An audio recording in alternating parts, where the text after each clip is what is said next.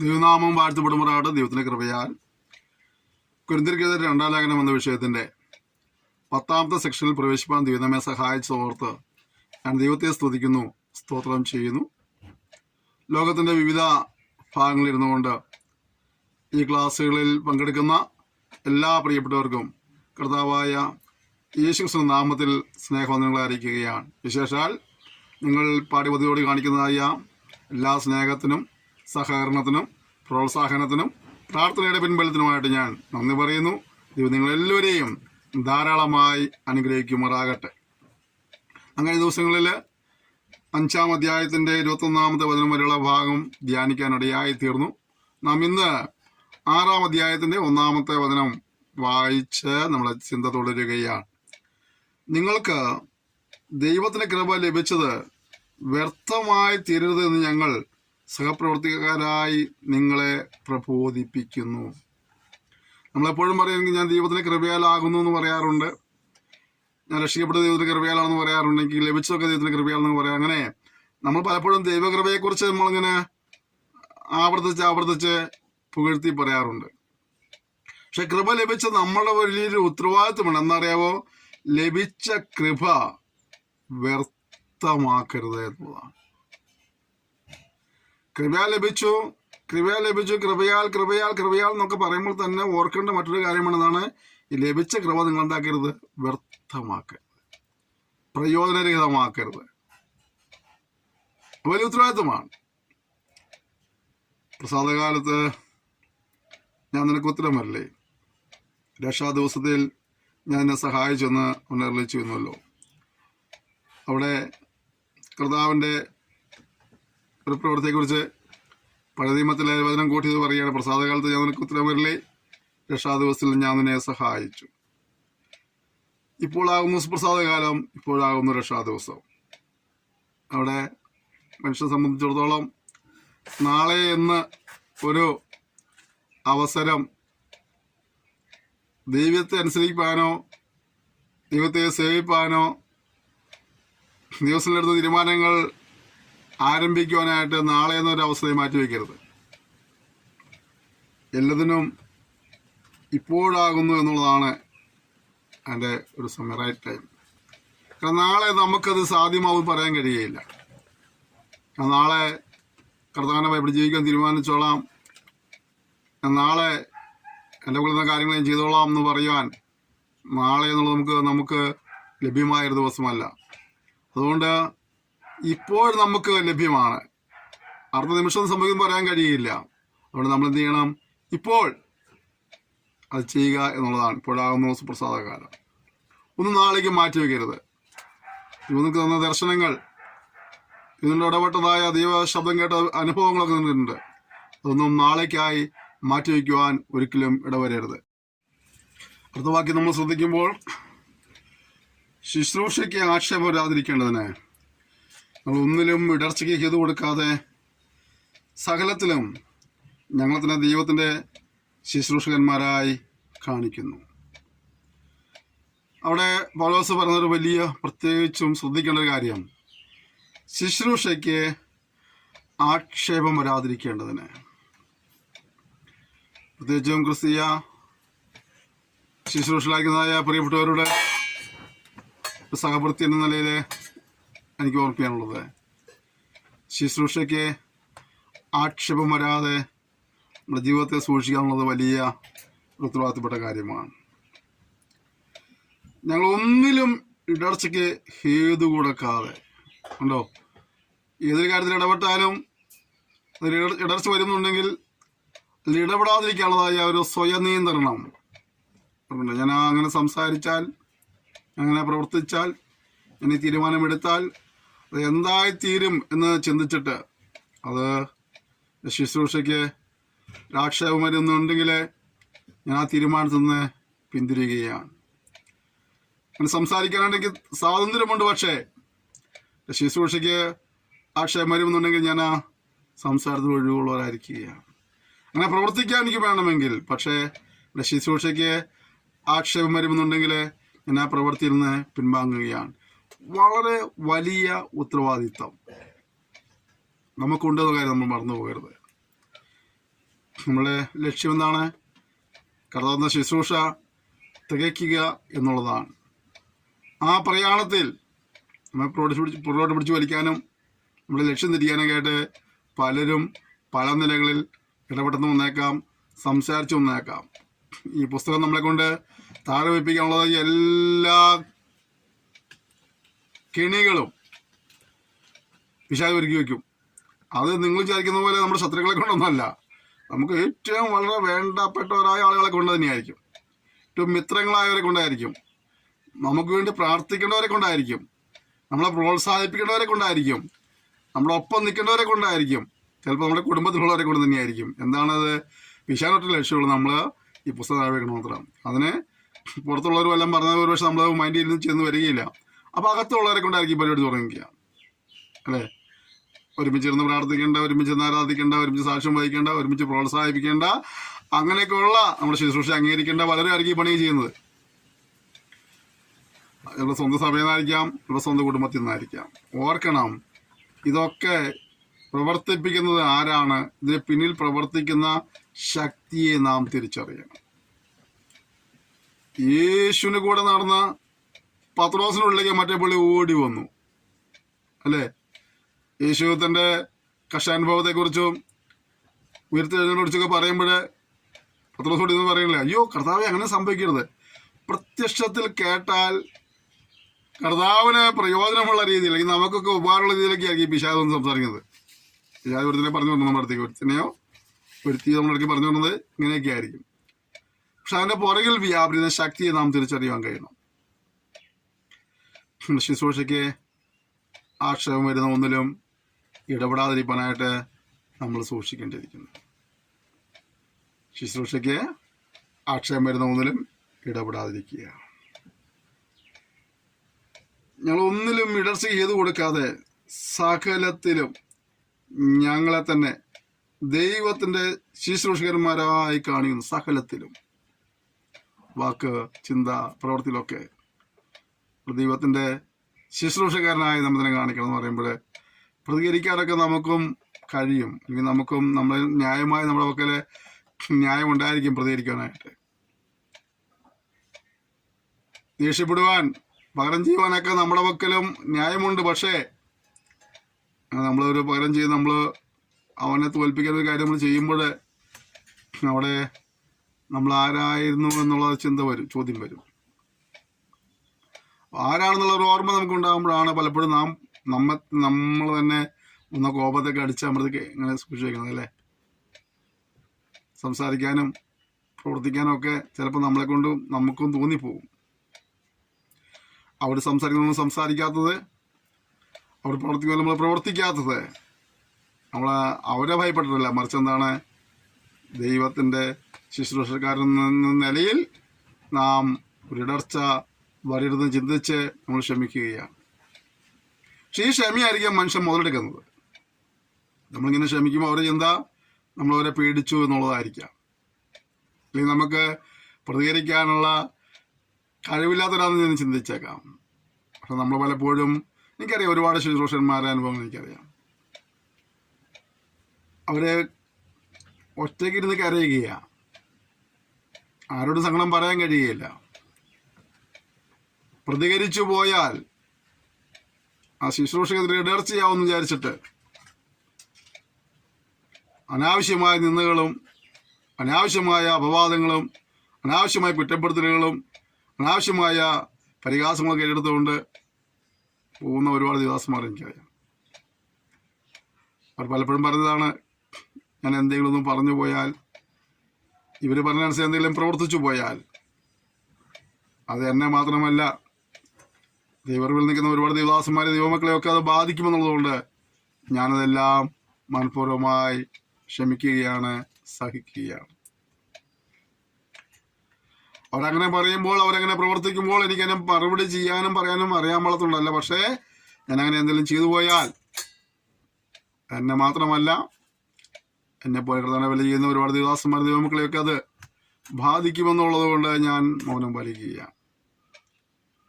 പൗലോസ് തന്നെയാണ്, ഞങ്ങൾ ശുശ്രൂഷയ്ക്ക് ഇടർച്ച വരാതിരിക്കുന്നതിനായിട്ട് ഞങ്ങൾ സകലത്തിലും ഞങ്ങളെ തന്നെ ദൈവത്തിൻ്റെ ശുശ്രൂഷകന്മാരായി കാണിക്കുകയാണ്.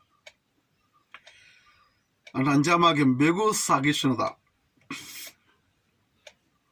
കഷ്ടം, ബുദ്ധിമുട്ട്, സങ്കടം, തല്ല്, തടവ്, കലഹം, അധ്വാനം, ഉറക്കളപ്പ്, പട്ടിണി, നിർമ്മലത, പരിജ്ഞാനം, ദീർഘക്ഷമ, ദയ, പരിശുദ്ധാത്മാവ്, നിർവ്യാജ സ്നേഹം, സത്യവചനം, ദൈവശക്തി എന്നിവയിലും ഇടത്തും വലത്തും നീതിയുടെ ആയുധങ്ങൾ ധരിച്ചുകൊണ്ട് മാനാപമാനങ്ങളും ദുഷ്കീർത്തി സൽകീർത്തികളും അനുഭവിച്ച് ഉണ്ടോ. എന്തൊക്കെയാണ് സംഭവിച്ചത്?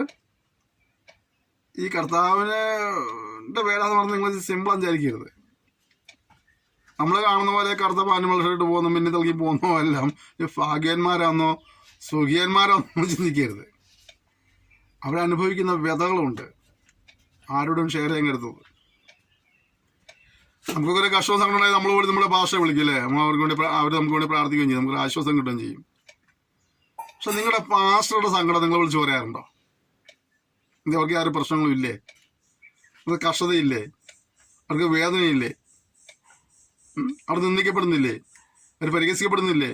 അവർ ഉപദ്രവിക്കപ്പെടുന്നില്ലേ? നമ്മൾ നമ്മുടെ എല്ലാ സങ്കടങ്ങളും അവരെ വിളിച്ച് പറയുമ്പോൾ നമുക്ക് വേണ്ടി പ്രാർത്ഥിക്കുന്നുണ്ടല്ലോ. അവരിൽ പലരും നമ്മൾ അവരുടെ സങ്കടം നമ്മളോട് വിളിച്ച് പറയാറില്ലല്ലോ. അവർക്ക് പ്രശ്നങ്ങളില്ലാണോ? അല്ല, അതെല്ലാം സഹിച്ച് മൗനമായിട്ട് അവരെവിടെയെങ്കിലും ഏകരായിട്ട് ഇരിക്കുമ്പോൾ ചിലപ്പോൾ അറിയുന്നുണ്ടായിരിക്കാം. അവരൊറ്റയ്ക്ക് ഇരിക്കുമ്പോൾ കരയുകയോ കരഞ്ഞ് പ്രാർത്ഥിക്കുകയോ ഒക്കെ ചെയ്തുണ്ടാക്കാം. പക്ഷെ മറ്റുള്ളവരുടെ മുമ്പിൽ അവരെപ്പോഴും നമ്മളെ ചിരിച്ച് കാണിക്കുന്ന അല്ലേ, സന്തോഷവാന്മാരായിട്ട്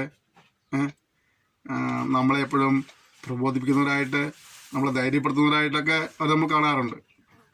അതേസമയം അവരുടെ വേദനകൾ നമ്മൾ പലപ്പോഴും മനസ്സിലാക്കാറില്ല. ഓർക്കണം, അവർ നമ്മളോട് ചിരിക്കുമ്പോഴും നമ്മളെ ആശ്വസിപ്പിക്കുമ്പോഴും നമ്മളെ ധൈര്യപ്പെടുത്തുമ്പോഴും പ്രോത്സാഹിപ്പിക്കുമൊക്കെ അവരുടെ ഉള്ളിനുള്ളിൽ വിങ്ങിപ്പെടുന്ന ഹൃദയം. അതുകൊണ്ട് നിങ്ങളുടെ ശുശ്രൂഷകന്മാരെ ഓർത്ത് നിങ്ങൾ അധികമായി പ്രാർത്ഥിക്കണം.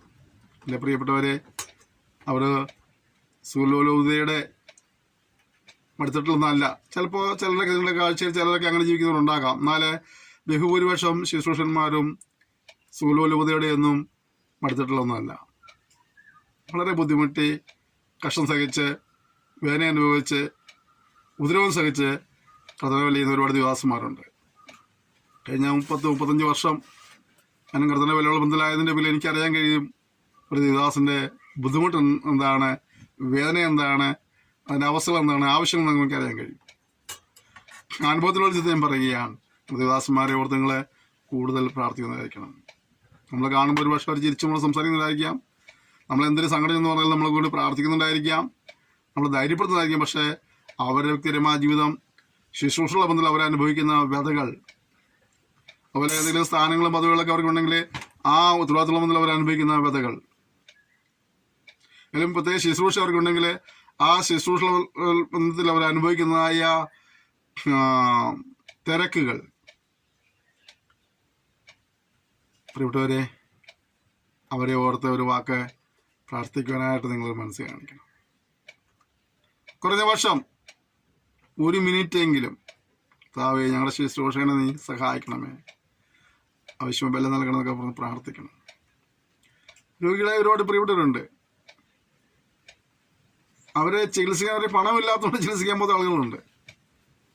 അല്ലെങ്കിൽ ഒരു സൂപ്പർ സ്പെഷ്യാലിറ്റി ഹോസ്പിറ്റലിൽ കടന്നു പോയിട്ട് അടുത്ത ഡോക്ടറൊക്കെ നല്ല ഡോക്ടർമാരെ കണ്ട് അതിനെ ട്രീറ്റ്മെൻറ്റിനൊക്കെ പണമില്ലാത്ത ഒരുപാട് ദിവസന്മാരുണ്ട്.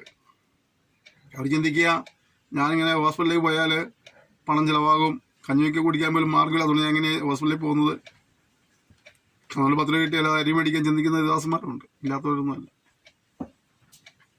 അവരുടെ അടുത്ത് പ്രാർത്ഥിക്കുവാനുള്ളവരാണ്. ഇനി അവരുടെ യാത്രകൾ, ഏറ്റവും കൂടുതൽ യാത്ര ചെയ്യേണ്ട വരുന്ന ആളുകൾ അവർ. നമ്മളവരുടെ വണ്ടിക്കൂടി നമ്മൾ അന്വേഷിക്കാറില്ല അല്ലേ. നിങ്ങളുടെ ദിവസന്മാരൊക്കെ സ്നേഹിക്കുന്നത് ചോദിക്കണം, പക്ഷെ എങ്ങനെയാണ് കാര്യങ്ങൾ ഒന്ന് അടുത്ത് പോയിട്ട് അവർ ആദ്യത്തെ അഭിമാനത്തോടെ ഒന്നും കുഴപ്പമില്ല അധികം നടത്തുന്നൊക്കെ പറഞ്ഞാലും നമുക്കറിയാലോ, നമ്മുടെ ലോക്കൽ സഭകളിലൊക്കെ വരുമാനം നമുക്കറിയാലോ. ലോക്കൽ സഭയിൽ നിന്ന് കിട്ടുന്ന വരുമാനം കൊണ്ട് ജീവിക്കുന്ന ഒരുപാട് ദേവദാസന്മാരുണ്ട്. നമുക്കറിയാം, നമ്മുടെ ലോക്കൽ സഭയിൽ കിട്ടുന്ന വരുമാനം എന്താ നമുക്കറിയാം. അപ്പോൾ അതൊക്കെ കണ്ടറിഞ്ഞ് അവിടെ സഹായിപ്പുള്ള മനസ്സ് നമുക്ക് ഉണ്ടാകണം. അവരെ കഷ്ടപ്പാട് മനസ്സിലാക്കി അവരെ സഹായിപ്പുള്ള മനസ്സിലാവും. പ്രത്യേകിച്ചും കർത്താവിന്റെ വലിയ ദാസന്മാർ, പരസ്യങ്ങൾ നടത്തുന്നവർ, ചെറിയ ചെറിയ കൺവെൻഷൻ നടത്തുന്നവർ, ഇതുപോലുള്ള സ്റ്റഡി പ്രോഗ്രാം നടത്തുന്നവർ, അങ്ങനെയൊക്കെ ഉള്ളവരൊക്കെ അവരുടെ വരുമാനത്തിൻ്റെ മിച്ചം കൊണ്ടൊന്നും അല്ല ചെയ്യുന്നത്. അവർ ലഭിച്ച നന്മയിൽ നിന്ന്, ചെറിയ വരുമാനത്തിൽ നിന്നൊക്കെ ചിലപ്പോൾ ഇടുന്ന ആഹാരം വേണമെന്ന് വെച്ചിട്ടോ നല്ല വസ്ത്രം മേടിക്കാനുള്ള കാശ് വേണമെന്ന് വെച്ചിട്ടൊക്കെ ആയിരിക്കും ചിലപ്പോൾ അതൊക്കെ ചെയ്യുന്നത്. അവർക്ക് നിങ്ങൾ പ്രോത്സാഹിപ്പിക്കുകയും സഹായിക്കുകയും കുറഞ്ഞ പക്ഷം അവരോടത്തുനിന്ന് ആത്മാർത്ഥമായി പ്രാർത്ഥിക്കാനുള്ളൊരു ഉത്തരവാദിത്വം നമുക്ക് ഉണ്ടാകണം. ഇവിടെ പൗലോസ് പറയാം, ഞങ്ങൾ ദീർഘസഹിഷ്ണുത, കഷ്ടം, ബുദ്ധിമുട്ട്, സങ്കടം, തല്ല്, തടവ്, കലഹം, അധ്വാനം, ഉറക്കിളപ്പ്, പട്ടിണി, നിർമ്മലത, പരിജ്ഞാനം, ദീർഘക്ഷമ, ദയ, പരിശുദ്ധാത്മാവ്, നിർവ്യാജ സ്നേഹം, സത്യവചനം, ദൈവശക്തി എന്നിവയിലും ഇടത്തും വലത്തും നീതിയുടെ ആയുധങ്ങൾ ധരിച്ചുകൊണ്ട് മാനാപമാനങ്ങളും ദുഷ്കീർത്തി സൽകീർത്തികളും അനുഭവിക്കുന്നു. ചിലര് ശ്രേഷ്ഠമായ വാക്കുകൾ പറയും, ചിലരെ അപമാനിക്കും, ചിലർ ദുഷ്കീർത്തി അല്ലേ, ഒരു കാര്യത്തിലും അപവാദം പറയുന്ന കുറെ ആൾക്കാരുണ്ട്. ഈ മറ്റുള്ളവരെ കുറിച്ച് അപവാദം പറയുന്ന ആളെ മനസ്സിലാക്കേണ്ട കാര്യം, അവൻ പിശാചിന്റെ ആയുധമാണ്, ഒരു സംശയമില്ല.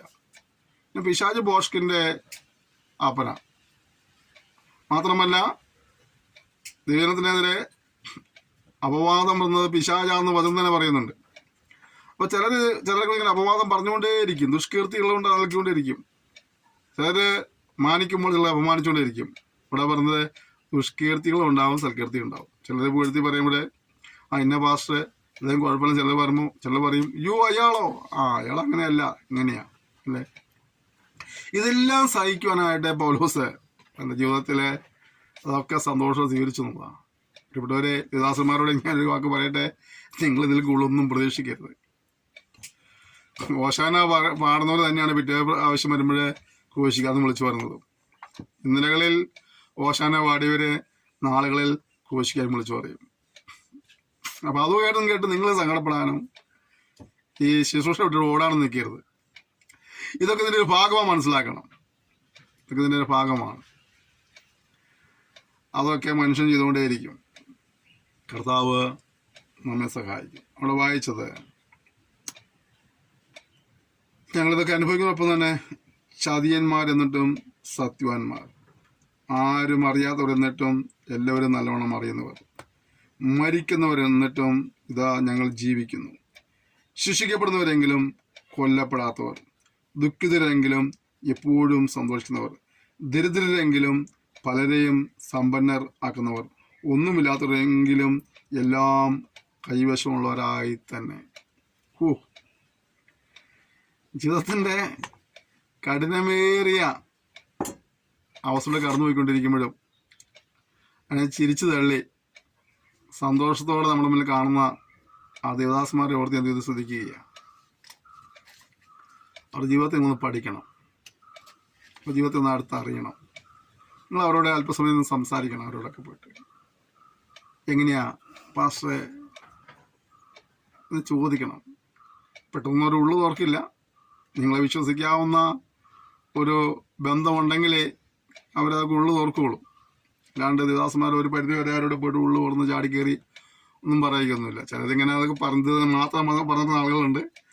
അതിനെ സംബന്ധിച്ചുള്ള ഒരു ലക്ഷ്യം വേറെയാണ്. പക്ഷേ കർത്താവിനെ വില ചെയ്യുന്ന ഒരുവിധ മാന്യതയിൽ നിൽക്കുന്ന ദേവദാസന്മാരും തന്നെ ചാടിക്കയറി ഇതൊന്നും പറയാറില്ല.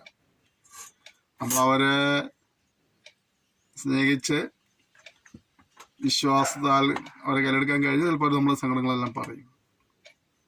അവരെ ലക്ഷ്യങ്ങൾ ചോദിച്ച് മനസ്സിലാക്കണം. സ്വപ്നങ്ങൾ ചോദിച്ച് മനസ്സിലാക്കണം. ദർശനങ്ങൾ ചോദിച്ച് മനസ്സിലാക്കണം. നിങ്ങൾ കാണുന്ന ഓരോ ദേവദാസന്മാരുടെ ഉള്ളിലും വലിയ വലിയ ദർശനങ്ങളുള്ള ആളുകളുണ്ട്, വലിയ വലിയ സ്വപ്നങ്ങളുള്ള ആളുകളുണ്ട്. വലിയ സ്വപ്നങ്ങളെ തലവെളിച്ചു പോകുന്ന ഒരുപാട് ദേവദാസന്മാരുണ്ട്.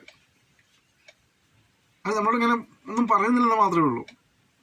ഒരവസരം കിട്ടിയാൽ വലിയ വലിയ കാര്യങ്ങൾ ദൈവനാമത്തിന് വേണ്ടി ദൈവരാജ്യവ്യാപ്തിക്കായി ചെയ്യുവാനായിട്ട് ഉത്സാഹിക്കുന്ന ആഗ്രഹിക്കുന്ന സ്വപ്നങ്ങളായിരുന്നു. പക്ഷെ അവർക്ക് പല നിലകളിലും അതിന് അനുകൂലമായ ഘടകങ്ങളില്ല. നാടൻ ഭാഷ പറയില്ലേ, എറിയുന്നതിൻ്റെ കയ്യിൽ കല്ല് കൊടുക്കില്ലെന്ന് പറഞ്ഞാലേ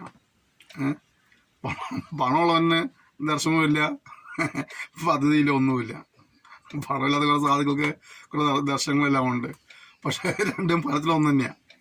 നിങ്ങൾ അവനുള്ളവർ പ്രാർത്ഥിച്ച് അവരുടെ സ്വപ്നങ്ങളൊന്ന് മനസ്സിലാക്കുമ്പോൾ പക്ഷേ അതിന് എന്താ ചെയ്യേണ്ടത്? എന്ത് ചെയ്താൽ ആ ദർശനം നമുക്ക് പൂർത്തീകരിക്കാൻ കഴിയും? ആ മനുഷ്യൻ നമുക്ക് ചെയ്യാൻ കഴിയും? ഞങ്ങൾ സഹായിക്കാം. സഹായിക്കാൻ കഴിയുന്ന സഹായിക്കണം, പ്രാർത്ഥിക്കാൻ കഴിയുന്ന പ്രാർത്ഥിക്കണം. അവർക്ക് പ്രോത്സാഹനമാണ്. ഒരുപാട് നല്ല നല്ല ആശയങ്ങൾ അവരുടെ കയ്യിലുണ്ടാവും. ഇതിനു വേണ്ടിയിട്ടാ ദൈവനാമത്തിന് വേണ്ടി, ദൈവരാജ്യ വ്യാപ്തിക്കായി, സുവിശേഷീകരണത്തിന് വ്യാപ്തിക്കായിട്ടൊക്കെ നിങ്ങളവരെ ഒന്ന് പ്രോത്സാഹിപ്പിച്ചാൽ ഒരു മുഖാന്തരം അനേകരെ കൃതം കണ്ടുമുട്ടാനിടയായിത്തീരും. അല്ലെങ്കിൽ കുരിന്തിരെ, ഞങ്ങളുടെ വായി നിങ്ങളോട് തുറന്നിരിക്കുന്നു, ഞങ്ങളുടെ ഹൃദയം വിശാലമായിരിക്കുന്നു, ഞങ്ങളുടെ ഉള്ളിൽ നിങ്ങൾക്ക് ഇടുക്കമില്ല, നിങ്ങളുടെ ഹൃദയങ്ങൾ അത്ര ഇടുക്കമുള്ളത്. ഇതിന് പ്രതിഫലമായി നിങ്ങളും വിശാലതയുള്ളവരായിരിക്കുമെന്ന് ഞാൻ മക്കളോടെന്ന പോലെ നിങ്ങളോടും പറയുന്നു. ഇവിടെ പറയാം, നിങ്ങളൊരു ഹൃദയത്തിനൊരു വിശാലതയുള്ളവരായി മാറണം. ഇടുക്കങ്ങളെല്ലാം അനുഭവിക്കുമ്പോൾ തന്നെയാണ് ഇവർ വിശാലതയുള്ളവരായി തീർന്നത്. നമ്മളോടും പറയാം, നിങ്ങളും അപ്രകാരം വിശാലതയുള്ളവരായി തീരണം അല്ലേ? ഈ ചെറിയ ചെറിയ വീഡിയോസൊക്കെ ചിലപ്പോൾ ഇങ്ങനെ യൂട്യൂബിലും ഫേസ്ബുക്കിലൊക്കെ ആൾക്കാരെ അപ്ലോഡ് ചെയ്യാറുണ്ട്. ചില വീഡിയോസ് ഉണ്ടായാലേ നമുക്കൊരു സങ്കടം തോന്നും. സമ്പന്നരായുള്ള ആളുകൾ ഒരു ദിവസം സഹായിച്ചത് എൻ്റെ ഫോട്ടോ എടുത്തിടുന്ന പോലെയല്ല, തികച്ചും നിർധനരായ ആളുകളെ, അന്നത്തെ അപ്പത്തിന് വേണ്ടി കഷ്ടപ്പെടുന്ന ആളുകൾ ആ കിട്ടിയതിൻ്റെ ലോകരി മറ്റൊരാൾക്ക് സന്തോഷത്തോടെ ഷെയർ ചെയ്തെല്ലാം കാണുമ്പോഴേ ഞാൻ പറയും, സത്യത്തിൽ അവരാ ധനവാന്മാർ അല്ലേ? വലിയ സമ്പന്നരെന്ന് പറഞ്ഞ പുള്ളികൾ ഒരു 10 രൂപ കൊടുത്തിട്ട്, അല്ലെങ്കിൽ ഇപ്പോൾ സ്കൂൾ തുറക്കുന്ന സമയമൊക്കെ നമുക്ക് അറിയാം, ഒരു ബാഗോ ഒരു പേനയോ ഒരു പെൻസിലോ ഒരു 2 പുസ്തകമോ കൊടുത്തിട്ട് എൻ്റെ ഫോട്ടോ ഒക്കെ എടുത്തിട്ട് വിദ്യാഭ്യാസ സഹായം നൽകുന്നു അല്ലേ? ഇത്താപ്പിരി വിദ്യാഭ്യാസ സഹായം ചെയ്യുന്നു. ആ കൂടി എല്ലാം കൂടെ കൂടി വന്നാൽ 50-100 രൂപ ഉണ്ടാവുള്ളൂ. അത് ചെയ്യുന്നത് നല്ല കാര്യമാണ്, ചെയ്യുന്നത് മോശമൊന്നുമല്ല പറയുന്നത്. പക്ഷേ ഒരു പ്രസിദ്ധിക്ക് വേണ്ടിയൊന്നും അല്ല ചെയ്യുന്നത്, പ്രശസ്തിക്ക് വേണ്ടിയല്ല ചെയ്യുന്നത്. സഹായിക്കുന്ന നല്ല കാര്യമാണ്. ഒരുപാട് പേരെ അറിഞ്ഞ് പലരെയും സഹായിക്കുന്നതുകൊണ്ടാണ് ഓരോ അധ്യായ വർഷത്തിൻ്റെയും ആരംഭത്തിൽ പല കുഞ്ഞുങ്ങൾക്ക് സ്കൂളിൽ പോകാൻ കഴിയുന്നത്. യൂണിഫോം ഇല്ലാത്ത കുഞ്ഞുങ്ങളുണ്ട്, പുസ്തകം വാങ്ങാൻ നിവൃത്തിയാത്ത കുഞ്ഞുങ്ങളുണ്ട്, ഒരു കുട വാങ്ങാൻ നിവൃത്തിയാത്ത കുഞ്ഞുങ്ങളുണ്ട്. അങ്ങനെ ഒരുപാട് കുഞ്ഞുങ്ങളെ പലരും സഹായിക്കുന്നതിൻ്റെ പേരാണ് ഈ ഓരോ വർഷത്തിലും അനേകരെ കടന്നു പോയിക്കൊണ്ട് സ്കൂളിൽ കടന്നു പോയിക്കൊണ്ടത്. ഞാൻ അങ്ങനെയുള്ളവരെ മറക്കുന്നില്ല. അതേസമയം പ്രശസ്തിക്ക് വേണ്ടി മാത്രം ചെയ്യുന്ന ആളുകളായിത്തീരരുതെന്ന് മാത്രമേ ഞാൻ പറയുന്നുള്ളൂ. നമുക്ക് കഴിയുന്നവർ സഹായം ചെയ്യുവാൻ നമ്മൾ സഹായിക്കുമാറാകട്ടെ. നമ്മുടെ ഹൃദയത്തിനൊരു വിശാലത ഉണ്ടാകട്ടെ. എന്നിട്ട് അടുത്ത 14ാമത്തെ വാക്യം നമ്മൾ വായിക്കുമ്പോൾ, നിങ്ങൾ അവിശ്വാസികളോട് ഇണയില്ലാപ്പണ കൂടരുത്, നീതിക്കും അധർമ്മത്തിനും തമ്മിൽ എന്തൊരു ചേർച്ച, വെളിച്ചത്തിന് ഇരുളോട് എന്തൊരു കൂട്ടായ്മ, ക്രിസ്തുവിനും ബലിയാലിനും തമ്മിൽ എന്ത് പൊരുത്തം, അല്ല വിശ്വാസിക്ക് അവിശ്വാസിയുമായി എന്ത് ഓഹരി, ദൈവാലയത്തിന് വിഗ്രഹങ്ങളോട് എന്ത് യോജിത, നാം ജീവനുള്ള ദൈവത്തിൻ്റെ ആലയമല്ലോ. അപ്പോൾ ഇവിടെ വ്യക്തമായ ഒരു വേർപാട് അനുഷ്ഠിക്കേണ്ടതിനെ കുറിച്ചുള്ളതായ വളരെ ഒരു കൃത്യമായ ഒരു ഉപദേശം നൽകുകയാണ്.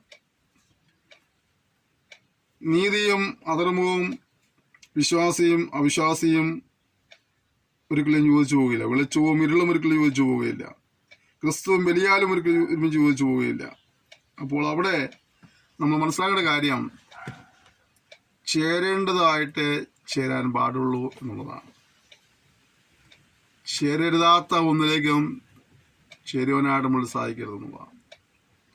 പലപ്പോഴും സംഭവിക്കുന്നതാണ്, നമ്മൾ കൂട്ടുചേരരുതാത്ത പലതിലും പോയി കൈ കൊടുക്കുന്ന ഒരു അനുഭവം നമുക്ക് ഉണ്ടാക്കാറുണ്ട്.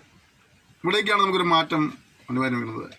ഭൂമിയിൽ ജീവിച്ചിരിക്കുമ്പോൾ നമുക്ക് യോഗ്യമല്ലാത്തതും യോഗ്യത ഇല്ലാത്തതുമായ സ്ഥലത്തു നിന്നും ഒഴിവായിരിക്കാനുള്ള ഉത്സാഹം നമുക്കുണ്ടായിരിക്കണം. ഇപ്പോൾ ആധുനിക വിശ്വാസ സമൂഹത്തിൽ സംഭവിച്ചതാണ്, ലോകം ഏത് എന്ന് തിരിച്ചറിയുവാൻ കഴിയുന്നില്ലെന്നുള്ളത്.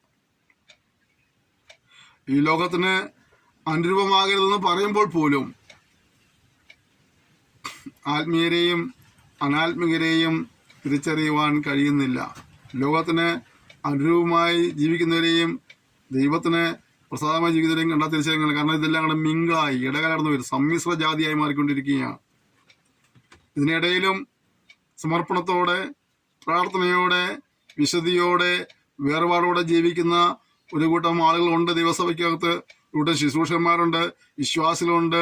അവർ കണ്ണുനീരിൻ്റെയും പ്രാർത്ഥന ഫലമായിട്ടാണ് ഇന്ന് ഇത് നിലനിന്ന് പോകുന്നത്. ഞാൻ അവരെ മറന്നുകൊണ്ടല്ല സംസാരിക്കുന്നത്. പക്ഷേ നിങ്ങൾ ചിന്തിച്ചു നോക്ക്, പലപ്പോഴും നമ്മൾ പണ്ട് കാലം നമ്മുടെ പിതാക്കന്മാർ ഉപേക്ഷിച്ച പലതും ഇന്ന് ദൈവസഭയ്ക്കകത്ത് കയറിയിട്ടുണ്ട്. ഒട്ടകത്തിന് ഇടം കൊടുത്ത പോലെ ആയിപ്പോയി. ആദ്യം ഒട്ടകത്തിന് തല മാത്രം നനയാണ്ടിരിക്കാൻ വേണ്ടിയുള്ള ഒരു ചെറിയ ഗ്യാപ്പ് കൊടുത്തു. കുറച്ച് കഴിയുമ്പോൾ തലയുടെ കൂടെ കഴുത്ത് കയറി വരാൻ തുടങ്ങി. കുറച്ച് കഴിയുമ്പോഴേ മുൻകാലുകൾ മുന്നോട്ട് വരാൻ തുടങ്ങി. കുറച്ച് കഴിയുമ്പോൾ ബോഡിയുടെ പതിഭാഗമുള്ളത് കയറി. കുറച്ച് കഴിഞ്ഞപ്പോൾ ഒട്ടകം പൂർണ്ണമായി കൂടാരത്തിനകത്ത് കയറുകയും കൂടാരത്തിലുണ്ടായിരുന്നവൻ വെളിയിൽ ചാടുകയും ചെയ്തു. ഇതുപോലെ ചെറിയ ചെറിയ ചെറിയ ചെറിയ ഫാഷനുകൾ, ചെറിയ ചെറിയ ചെറിയ ലോകത്തിൻ്റെ സംഭാവനകൾ നമ്മുടെ സഭയ്ക്കകത്ത് കയറി കയറി കയറി കയറി ഇപ്പോൾ ലോകം കൊണ്ട് നിറയപ്പെട്ട ഒരു അനുഭവത്തിലേക്ക് മാറിക്കൊണ്ടിരിക്കുകയാണ്. ഇവിടെ നമ്മൾ വിശുദ്ധി സൂക്ഷിക്കേണ്ടതുണ്ട്, വേർപാട് സൂക്ഷിക്കേണ്ടതുണ്ട്, വർജനം ആചരിക്കേണ്ടതുണ്ട്.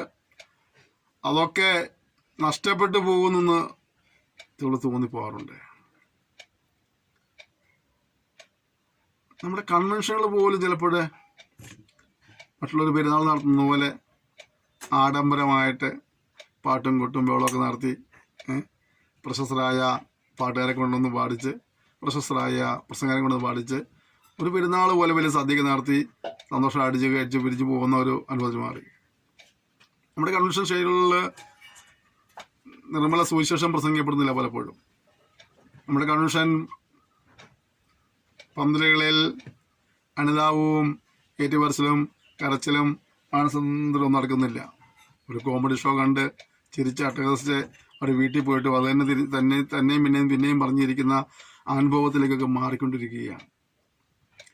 ഇവിടെയാണ് നമുക്ക് ഒരു നവീകരണം ആവശ്യമായിരിക്കുന്നത്. നവീകരണത്തിൽ ചിലർ എഴുന്നേറ്റേ മതിയാവുകയുള്ളൂ. ഓരോ തലമുറയിലും കർത്താവ് ചില നവീകരണ വീരന്മാരെ എഴുന്നേൽപ്പിച്ചിട്ടുണ്ട്. അവരിലൂടെ നവീകരണ മാർഗത്തിന് രൂപം കൊടുത്തിട്ടുണ്ട്. അങ്ങനെയൊക്കെ ഉണർവുകൾ ആരംഭിച്ചിട്ടുള്ളത്. നമ്മൾ നവീകരണത്തിന് വക്താക്കളായി മാറേണ്ടിയിരിക്കുന്നു. ഇത് കണ്ട് കരഞ്ഞ് പ്രാർത്ഥിക്കുന്ന ഒരുപാട് പേരുണ്ട്. ഞാൻ അവരെ മറക്കുന്നില്ല. പ്രിയപ്പെട്ടവരെ, നമുക്ക് കണ്ട് ദിവസത്തിലേക്ക് വരാൻ മടുത്തു നിൽക്കുന്ന കുറേ ആൾക്കാരുണ്ട്. അതുകൊണ്ട് നമ്മളൊരിക്കലും തടങ്ങൽ പാറയാകാതിരിക്കാനായി സൂക്ഷിക്കേണ്ട ഒരു വലിയ ഉത്തരവാദിത്വം നമുക്കുണ്ടെന്ന് പറഞ്ഞ് ഞാൻ ആ ഭാഗം വിടുകയാണ്. ഞാൻ അവരിൽ വസിക്കുകയും അവരുടെ ഇടയിൽ നടക്കുകയും ചെയ്യും. ഞാൻ അവർക്ക് ദൈവവും അവർ എനിക്ക് ജനവുമാകും. പഴയ നിയമത്തിലെ മറ്റൊരു വചനോട് കൂട്ടിയിരിക്കുകയാണ്. ഞാൻ അവരിൽ വസിക്കും, അവരുടെ ഇടയിൽ നടക്കും. ദൈവം ഇപ്പോഴും ആഗ്രഹിക്കുന്നതാണ്, നമ്മിൽ വസിക്കുവാനായിട്ട് ദൈവം ആഗ്രഹിക്കുന്നു. ഇപ്പോൾ നിങ്ങൾ ഈ ക്ലാസ്സിൽ കേട്ടിരിക്കുമ്പോൾ ഒരു ദിവസം നാളെ എൻ്റെ മൊബൈലിലേക്ക് ഒരു മെസ്സേജ് വിടുകയാണ്, പാസ്റ്റർ ക്ലാസ് ഞങ്ങൾക്ക് ഇഷ്ടപ്പെട്ടു, പാസ്റ്റർ ഞങ്ങളുടെ വീട്ടിൽ വരണം, ഒരു ദിവസം താമസിക്കണം, നമുക്ക് ഒരുമിച്ച് പ്രാർത്ഥിക്കണം. നിങ്ങളെങ്ങനെ നിർബന്ധിക്കുന്നു, ഞാൻ വരുന്നു. ഞാൻ വന്ന് വീട്ടിൽ കയറി നിങ്ങൾ എന്നെ ഒരു കസേര ഇരുത്തി. വീട്ടിലെ ഗൃഹനാഥ പോയി അവരുടെ അടുപ്പിൽ തീ കത്തിച്ചു കുറേ മുളകും വാരിയിട്ട് പോയിക്കാൻ തുടങ്ങി. ഞാൻ അത്ര സമയം അവിടെ ഇരിക്കും. നിങ്ങളെനിക്കൊരു ഫാൻ കൂടി ഇട്ട് തന്നിരിക്കുക. ഈ പുക ഇങ്ങനെ കയറി ഫാനിന് ഇങ്ങനെ കറങ്ങിക്കൊണ്ടിരിക്കുക. കുറച്ച് കഴിയുമ്പോൾ എനിക്ക് അവിടെ ഇരിക്കാൻ പറ്റുമ്പോൾ ഞാൻ പറയും, സഹോദര ഞാൻ ഇപ്പോഴാണ് വേറെ കാര്യം ഓർത്തത്, എനിക്ക് ഒരാളെ കണ്ട് അത്യാവശ്യം ഉണ്ടായിരുന്നു, ഞാൻ മറന്നുപോയി, പിന്നെ വരാട്ടോ ഞാൻ ഇറങ്ങിപ്പോരും. നമ്മൾ കർത്താവിനെ വിളിച്ചിരുത്തിരിക്കുക നമ്മുടെ വീട്ടിൽ, നമ്മുടെ ഹൃദയം അവന് വേണ്ടി കൊടുത്തിരിക്കുക. എന്നിട്ട് ഇവിടെ ദൈവസാന്നിധ്യം വസിക്കുവാൻ കഴിയാതെ കണ്ട് അത്രമാത്രം മലിനമായ രീതിയിൽ ഈ ഹൃദയത്തെ കൈകാര്യം ചെയ്തുകൊണ്ടിരിക്കുക മനുഷ്യൻ. ഇവിടെ വസിക്കാൻ ആഗ്രഹിച്ചവൻ ഇവിടുന്ന് ഇറങ്ങിപ്പോകാനിടയായിത്തീരും. പ്രിയപ്പെട്ടവരെ, കർത്താവിന് വേണ്ടി ഹൃദയം കൊടുത്തെങ്കിൽ, ജീവിതം കർത്താവിനെ സമർപ്പിച്ചെങ്കിൽ നല്ല വിശുദ്ധിയിൽ അത് സൂക്ഷിപ്പാനായിട്ട് കർത്താവ് ഓരോരുത്തരെയും സഹായിക്കുമാറാകട്ടെ. അവരുടെ നടുവിൽ നിന്ന് പുറപ്പെട്ട് വേർപെട്ടിരിപ്പില്ലെന്ന് കർത്താവ് അരുളി ചെയ്യുന്നു. അശുദ്ധമായതൊന്നും തുടരുത്. ഞാൻ നിങ്ങളെ കൈക്കൊണ്ട് നിങ്ങൾക്ക് പിതാവും നിങ്ങൾ എനിക്ക് പുത്രന്മാരും പുത്രിമാരുമായിരിക്കുന്ന സർവശക്തനായ കർത്താവ് അരുളി ചെയ്യുന്നു. തികച്ചും വിശുദ്ധിയുടെ തലങ്ങളിലായിരിക്കാനായി കർത്താവ് നമ്മെക്കുറിച്ച് ആഗ്രഹിക്കുകയാണ്.